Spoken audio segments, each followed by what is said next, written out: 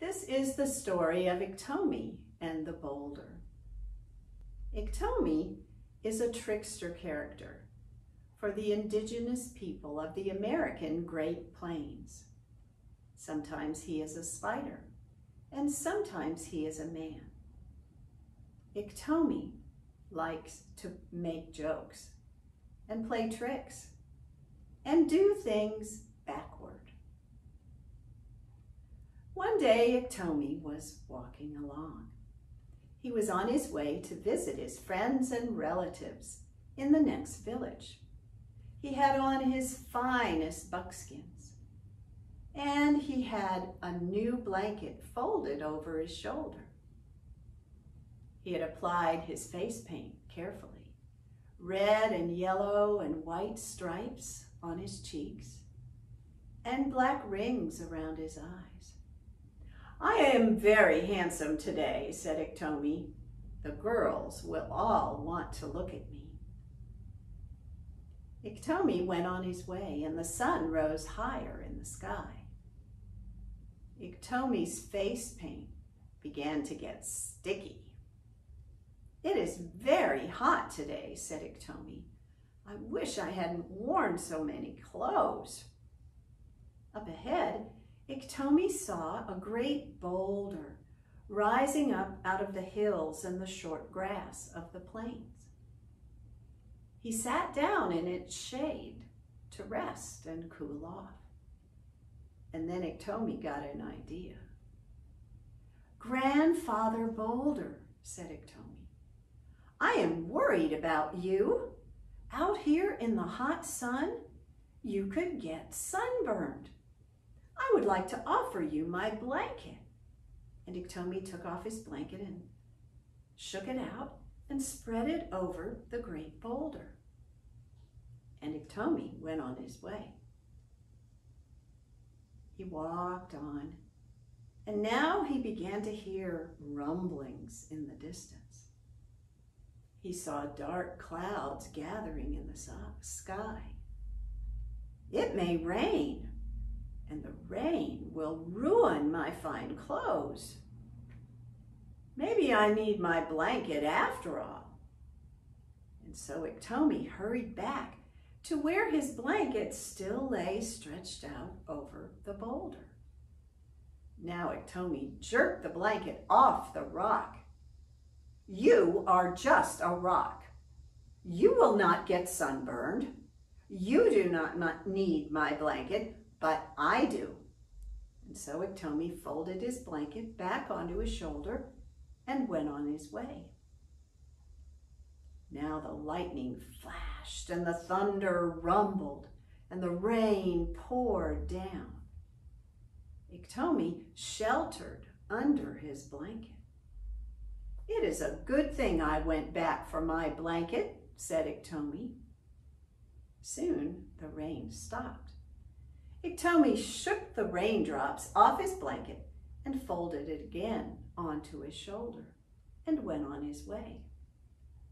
But now Iktomi began to hear another kind of rumbling. Thump, bump, crash, bump. Thump, bump, crash, bump. Iktomi looked over his shoulder, and there, some distance away, but coming quickly, was the boulder, rolling along faster and faster. "Oh dear," cried Iktomi, "I think he wants my blanket back." And Iktomi began to run. He ran and ran, and the boulder followed him. Thump, bump, crash, bump. Thump, bump, crash, bump. It was coming closer. Iktomi ran faster. Up ahead, he saw a hill. He thought, "I will just run up to the top of the hill. Surely that boulder can't follow me uphill."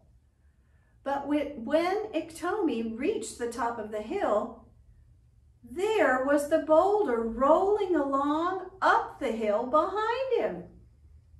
Iktomi ran down the other side of the hill, and the boulder followed. Thump, bump, crash, bump. Thump, bump, crash, bump. Up ahead, Iktomi saw the river. "I will cross the river," The boulder can't follow me across the river.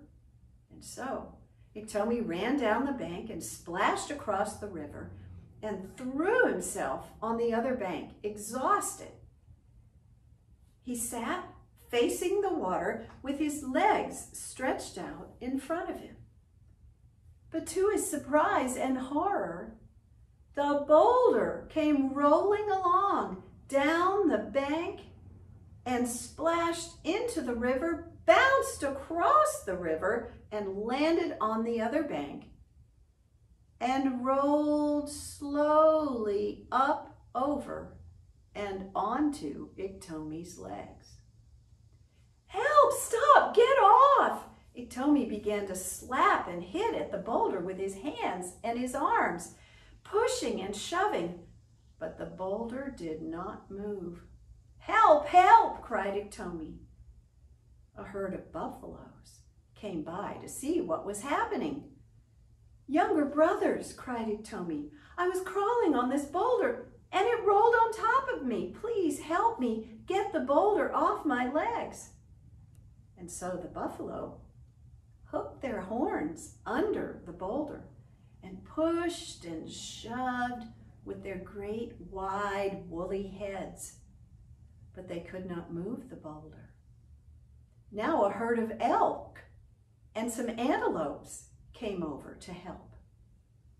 Even the prairie dogs and the smaller four-leggeds tried to push the boulder off Iktomi's legs, but they could not budge the boulder, and so they wandered away. The sun went down, and darkness gathered. Iktomi sat under the boulder. The moon rose, and bats began to flit about overhead. Iktomi got an idea. "My younger brothers," cried Iktomi, "this boulder is saying rude things about you. I would never say such a thing, but this boulder says that you are so ugly that you will not show your faces in the daylight." Now the bats flew closer. "Younger brothers, this boulder says that you are so confused that you cannot tell your upside from your downside, and that is why you hang by your feet." Now the bats were so angry that they began to crash and fly into the boulder, hitting it with their heads and their bodies, and bits of rock began to fly through the air. "My younger brothers," cried Iktomi, "this boulder is so rude. It says that you don't even know whether you're birds or animals. Furry birds, it calls you. Furry birds." The bats were furious. They beat and hit against the rock all night long, and chips of rock filled the air until, as the sky began to lighten with the new day, there was nothing left of the boulder but a great pile of tiny rocks.